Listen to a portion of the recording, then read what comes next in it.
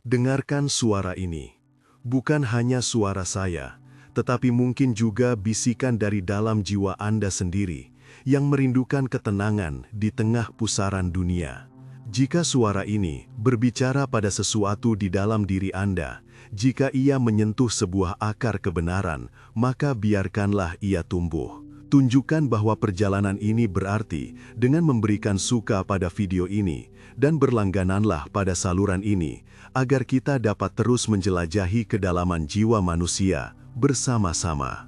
Tahapan dalam kebangkitan spiritual, sebuah jalan stoik. Bayangkan sebuah kapal kuno terombang-ambing di lautan yang gelap dan ganas. Ombaknya adalah kemarahan yang meluap-luap, kabutnya adalah kecemasan yang menyelimuti pikiran, badainya adalah kesedihan yang seakan tak berujung. Di tengah semua kekacauan ini, sang nahkoda berdiri tegak di kemudi. Tangannya mencengkram erat, matanya menatap lurus ke depan, menembus kegelapan. Lautan tidak menjadi tenang untuknya, badai tidak serta-merta reda. Namun, di dalam dirinya, terdapat sebuah benteng yang tak tergoyahkan. Ia tidak mengendalikan lautan, tetapi ia menguasai kapalnya. Ia adalah gambaran dari kita, dan perjalanan sang nahkoda inilah yang kita sebut sebagai kebangkitan spiritual. Ini bukanlah kebangkitan yang dramatis, disertai cahaya surgawi dan nyanyian malaikat. Ini adalah kebangkitan yang sunyi, lahir dari pertempuran batin yang paling personal. Ini adalah perjalanan panjang dari menjadi budak emosi kita menuju menjadi tuan atas diri kita sendiri. Sebuah perjalanan yang hanya memiliki satu tujuan akhir, kebebasan. Dan filsafat kuno yang lahir di pasar Athena dan di istana Roma memberikan kita peta untuk perjalanan ini. Ia tidak menjanjikan surga, tetapi ia memberikan kendali. Inilah tahapan-tahapan dalam kebangkitan spiritual kita melalui lensa kebijaksanaan yang abadi. Tahap pertama, kebangkitan dalam kegelapan, pengenalan pada diri yang terbelenggu. Kebangkitan selalu dimulai dengan sebuah kesadaran yang menusuk bahwa kita telah tertidur. Kita hidup dalam mimpi, dikendalikan oleh impresi kasar, oleh reaksi insting, oleh ombak liar emosi yang datang silih berganti. Seorang bijak pernah berkata, kita menderita lebih sering dalam imajinasi daripada dalam kenyataan. Renungkanlah kalimat itu. Berapa banyak dari penderitaan kita yang adalah nyata, fisik, dan hadir di saat ini? Dan berapa banyak yang adalah hantu, bayangan dari masa lalu yang kita rajut ulang, atau monster dari masa depan yang kita ciptakan sendiri dalam teater pikiran kita? Tahap pertama ini adalah tahap yang paling pahit. Ini adalah momen di mana kita berhenti menyalahkan dunia luar, orang lain, keadaan, nasib, dan mulai memandang ke dalam.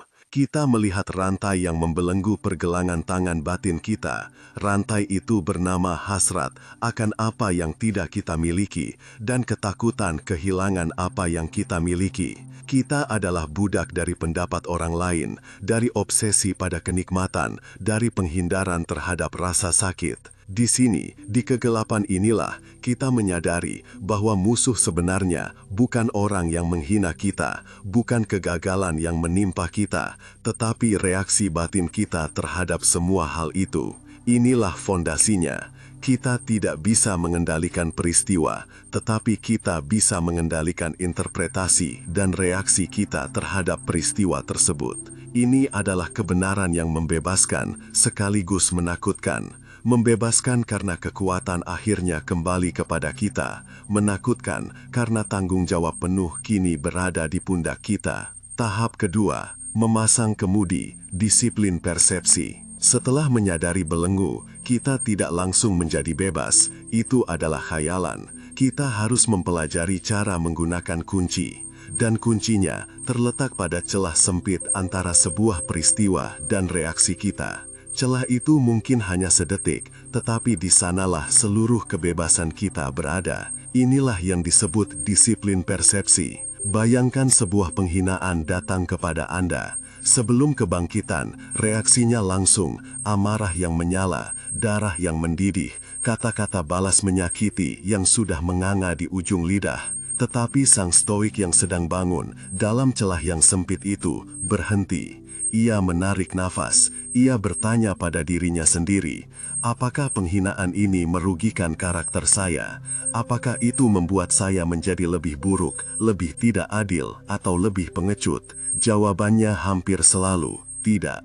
Penghinaan hanyalah suara, getaran di udara. Ia hanya akan merugikan jika kita menyetujuinya bahwa ia merugikan. Ini adalah latihan kekuatan super kita yang sebenarnya, kemampuan untuk tidak menyetujui sebuah impresi negatif. Kita mulai melihat segala sesuatu tidak sebagaimana penampakannya, tetapi sebagaimana adanya dalam esensinya yang objektif. Sebuah kegagalan bukanlah sebuah bencana. Ia adalah umpan balik, sebuah pelajaran. Rintangan bukanlah penghalang, ia adalah jalan yang baru. Kesedihan bukanlah sebuah penjara, ia adalah seorang guru yang keras. Dengan memasang kemudi persepsi ini, kita berhenti menjadi boneka yang ditarik tali-tali emosi. Kita mulai menjadi pengamat, sang wasit, sang nahkoda dari jiwa kita sendiri. Setiap tantangan, setiap pukulan nasib, menjadi bahan latihan untuk mengasah kemudi ini. Kita berterima kasih padanya, karena tanpanya kita akan tetap lemah. Tahap ketiga, membangun benteng dalam, disiplin tindakan. Persepsi yang jernih harus diwujudkan dalam tindakan yang benar. Inilah disiplin tindakan. Kita telah melihat dunia secara objektif. Sekarang kita harus bertindak di dalamnya sesuai dengan kodrat tertinggi kita sebagai makhluk rasional dan sosial. Ini berarti kita bertindak dengan keberanian, bukan dengan ketakutan. Kita maju menghadapi apa yang harus dihadapi, meski kaki ini gemetar. Kita bertindak dengan pengendalian diri, bukan dengan hawa nafsu. Kita menolak kenikmatan sesaat yang merusak, dan kita menerima rasa sakit sementara yang membangun. Kita bertindak dengan keadilan, bahkan terhadap mereka yang telah berbuat tidak adil kepada kita. Karena karakter kita adalah satu-satunya hal yang benar-benar milik kita, dan kita tidak akan mencemari benteng dalam ini dengan tindakan yang hina. Perhatikanlah, kita tidak bertindak untuk hasilnya, itu adalah jebakan lama. Hasil berada di luar kendali kita. Kita mungkin bertindak benar dan tetap gagal. Kita mungkin berkata jujur dan tetap disalahpahami. Fokus stoik bukan pada buah dari tindakan, tetapi pada kualitas dari tindakan itu sendiri. Apakah tindakan ini dilakukan dengan niat yang baik? Apakah ini sesuai dengan kebajikan? Apakah ini yang akan dilakukan oleh seorang manusia yang berintegritas? Jika ya, maka itu sudah cukup. Hasilnya, sukses atau gagal, pujian atau celaan, adalah bahan bakar yang netral untuk latihan kita selanjutnya. Dengan cara ini, kita menjadi tak terkalahkan. Dunia tidak bisa menyakiti kita dengan kegagalan, karena kegagalan bukanlah kekalahan bagi jiwa yang bertindak benar. Inilah benteng yang sejati, sebuah benteng yang dibangun bukan dari batu dan mortar, tetapi dari kebajikan dan tindakan yang disengaja. Tahap keempat, menerima lautan, disiplin penerimaan. Inilah puncak dari perjalanan kita.